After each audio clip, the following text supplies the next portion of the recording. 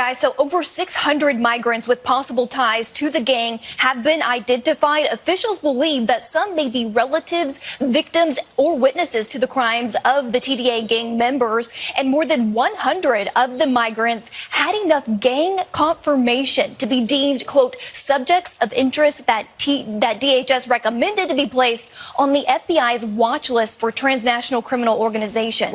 Now, the agency has confirmed that the gang is active in 15 states, and they are working to stop them from growing, saying, quote, as part of our work to counter TDA, DHS has an ongoing operation to crack down on gang members through rescreening certain individuals previously encountered, in addition to the rigorous screening and vetting at the border. Now, there have been some numerous crimes in the last year that have linked TDA in the United States, including in Colorado and New York. Officials believe the gang has taken over apartment buildings, as we reported here on Fox and Friends in Aurora, Colorado. And authorities in New York City are warning that the gang is linked to dozens of robberies and even recruiting children, guys. I'll send it back to you. Yeah, it's just amazing. And if we could see the cover of the New York, thanks, Shanley. If we could see the cover of the New York Post, do these look like refugees desperate to find some type of land and shelter? If you can look at it close, these people all look like they're in their 20s, just got out of their Bally's gym membership, put on a tank top, and decided to come to America for free food and housing. The article talks about how the U.S. has spent $150 billion on migrants last year, and it says it's taking money from everything else. And it gives examples, like the kids in Logansport, Indiana. We interviewed a man from that area. They're getting pushed out of the schools by incoming migrants who require more attention. It talks about South Portland, Maine, voted to allocate $1.9 million in its 2025 budget for migrants, but only $100,000 for senior property tax relief fund, leading to the mayor suggesting residents take out reverse mortgages. Welcome back, everybody. I'm your host, Mr. Dr. Menace. Once again, we will be taking a look at Kamala Harris falling flat on her face. Into the grave that she's already dug for herself. Then drive the final nail into the coffin of her campaign. In a couple videos ago, I made a prediction that no one could be this stupid, and that she's tanking her campaign on purpose because the pressure is starting to get to her and she's trying to back out. So she's like, I'll just tank this whole campaign and people will just think I'm stupid. I'm retracting that. I think she really is just this dumb and lacks self-awareness and critical thinking skills like most libtards. Let's take a look, shall we? What weaknesses do you bring to the table, and how do you plan to overcome them while you're in office?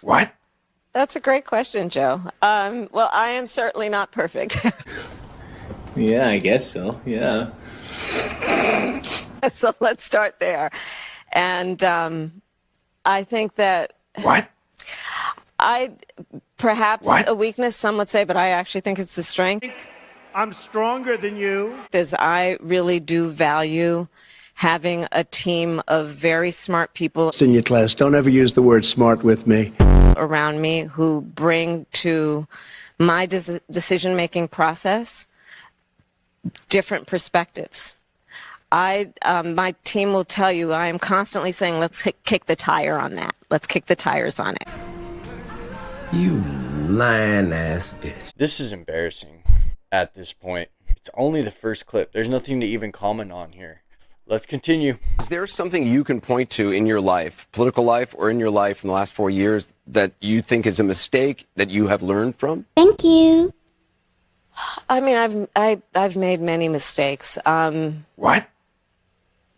they range from, if you've ever parented a child, you make lots of mistakes. What the fuck are you talking about, man?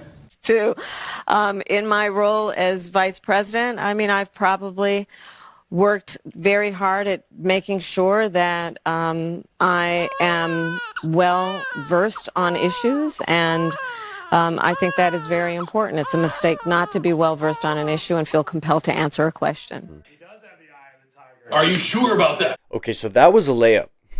Anderson Cooper knows the question that is coming. All the questions that they're receiving from the audience, they're all scripted. He already knows what's coming. So he asked her this as a way to get her to take accountability for the border, because that's what Americans care about the most.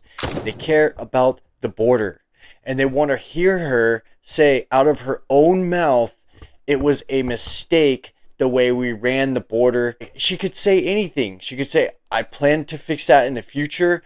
I plan to make the border a lot stronger. I'm going to build this. I'm going to do that. Anything. She could say anything, but she doesn't. She just goes into this, like, if she doesn't have a teleprompter telling her what to say, she melts down.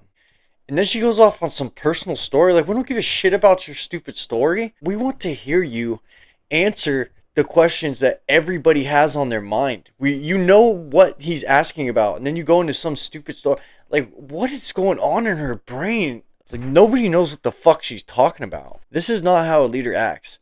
A leader takes accountability and owns up to their failures. Then they like to reassure whoever, their team, their employees, that they're going to fix the issue. They have a plan to fix the issue. But she offers no plan. She offers no accountability. She offers nothing. Okay, so pay attention to this next clip. This is where we get to the really good, juicy stuff. This is a student at Drexel University from Flourtown, Pennsylvania, registered Republican, says he's leaning toward voting for you, but is yet to make up a final decision. Jackson. Thank you, Anderson. Hey, Jackson. Thank you for taking the time to be here, too, Vice President Harris. Thank you. Regarding the rapid increase in the migrant population, how will you ensure that every immigrant is integrated into American society safely?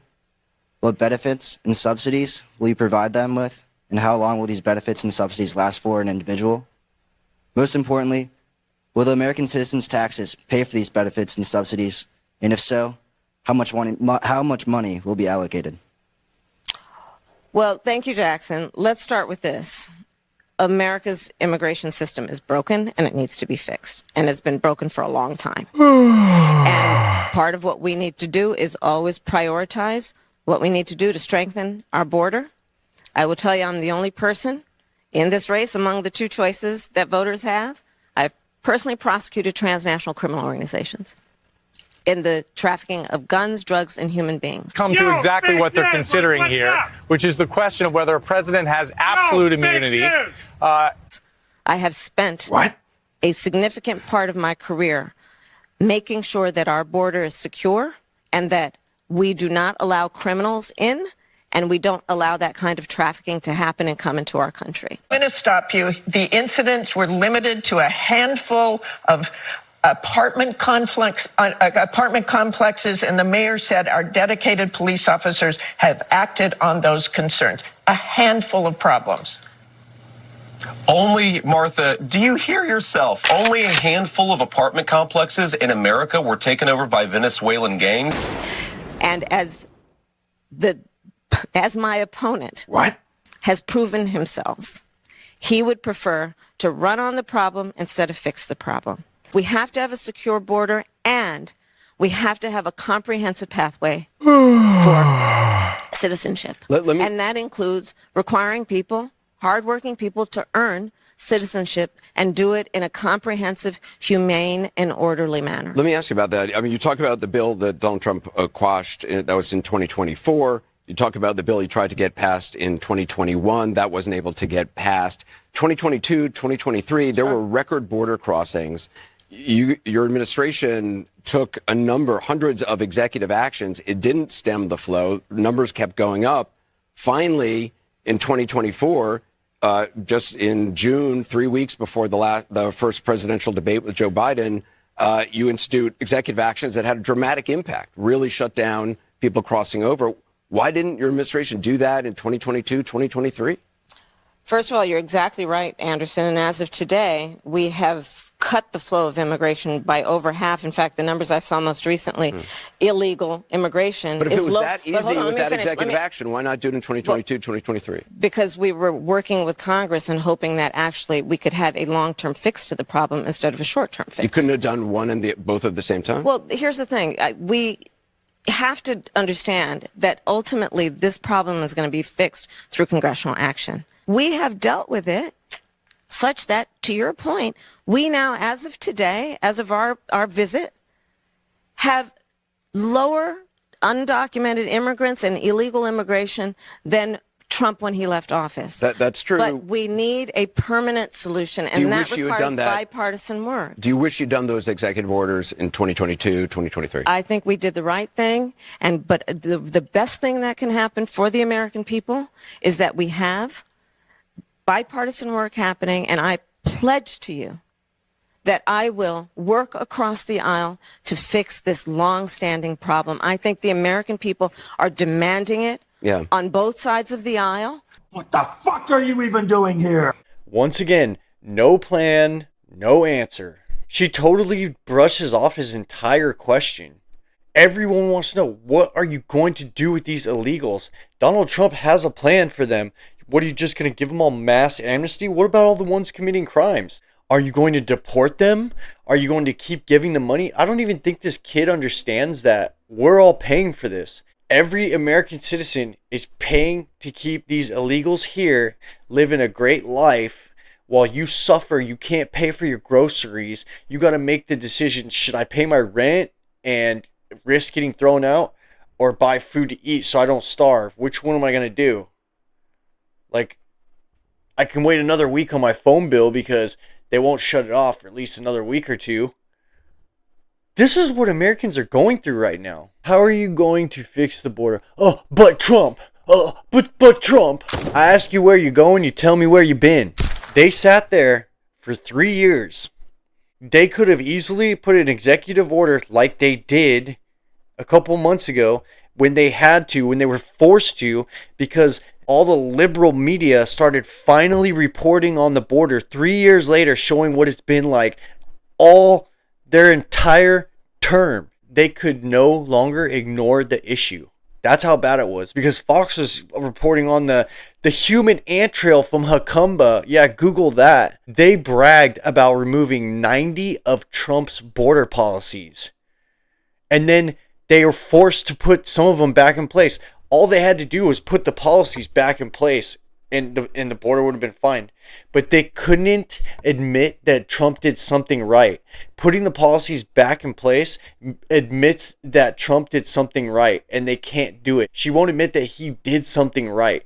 She's paying millions of dollars to be told this information. You should do it like this. Don't ever take accountability. Don't ever give Donald Trump any compliments, even though we all know that he clearly did things better than you. And it's just like, whoever she's paying should be fired. Her entire campaign team should be fired, and she should try and just do a Hail Mary at the last second with some new campaign people. These people are awful. Awful. They'll never work in politics again after this. This will go down in history as one of the most failed campaigns ever. Because now we have everything we need to document it from the beginning to the end. Social media has documented every single part of her campaign. And now they're digging up all this old footage. Allegedly, all that white girl in the White House.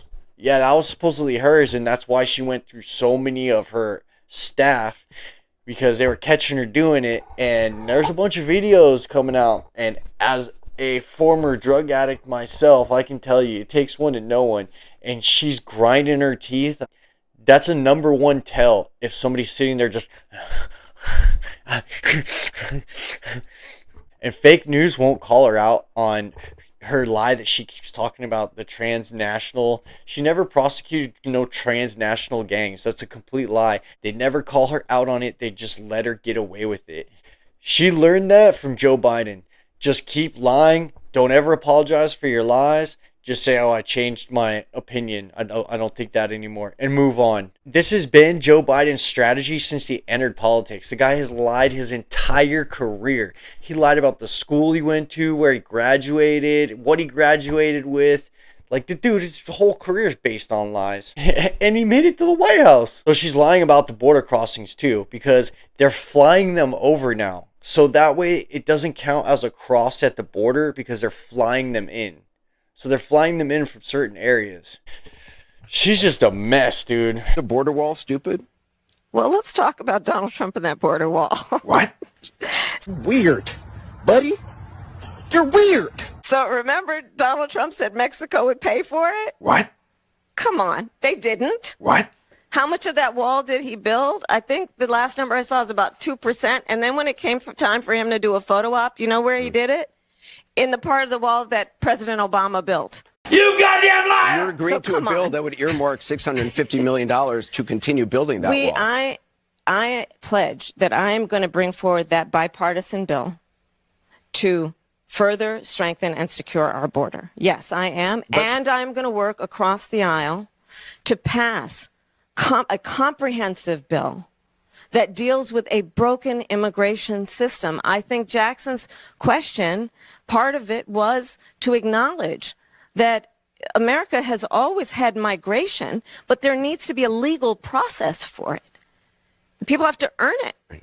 And that's the point that I think is the most important point that can be made, which is we need a president who is grounded in common sense and practical outcomes. Like, let's just fix this thing. Let's just fix it.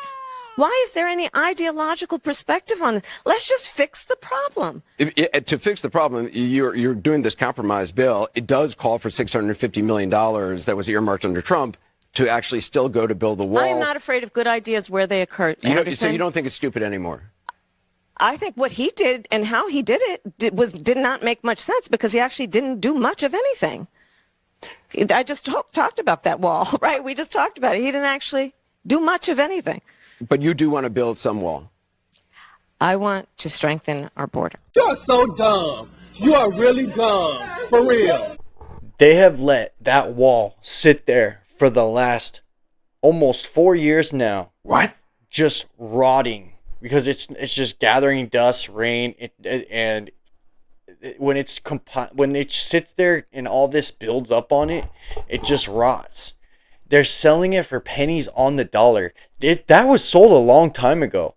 They didn't use it. They could have used it. They put money aside to keep building the wall, and they just are waiting for that policy to run out so they can just use the money to probably give to illegals. Because they're not going to use it to build the wall. They're not going to build shit. They're not going to fix shit. The admission that Trump did something right at the border is an admission of her guilt. It's an admission of her guilt, of her failure to do anything on that border. Well, I'll just tell you what I'm hearing from people who I have been talking to, and that is that if her goal was to close the deal, they're not sure she did that. And, you know, some people have asked, is she being held to a different standard? Maybe, but that's maybe the world that she's living in. And on the question of who she is, people are understanding that a little bit more, but what she will do, the question about her legislative priorities, name one, there wasn't one. You know, some more of her personality and her sort of character questions about your weaknesses or what mistakes did you make, not necessarily the answers there. All right, guys, thank you for watching the video. Share the video, like the video. That's what gets the most traction. If you didn't like the video, leave a negative comment. I always answer back to people. What I'm hoping this channel does is that it gets you to hear something I'm saying and then go and look it up yourself. I can't make hour-long videos posting every single clip of what I'm saying. These people, if you're going to ask for something, just go look it up yourself. I'll plant the seed to provide you with enough to get you going. That's the goal. Thank you. Have a good day. Have a good night. Peace.